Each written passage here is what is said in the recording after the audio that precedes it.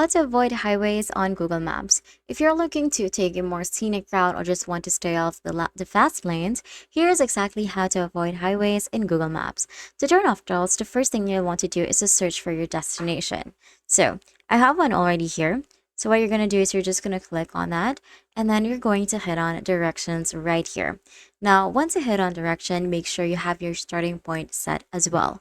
Once your route is ready, you're going to look at the top right corner of the screen. You will see three dots. This works exactly the same with both Android and iPhone. You're going to tap on those three dots and then you're going to select route options or just options. Now from here in this menu, you will see a toggle for avoid highways. So what you're going to do is you're going to make sure that that is switched on. Now, once you've done that, you're just going to hit on done to save your settings or simply the X button right here in the top right corner.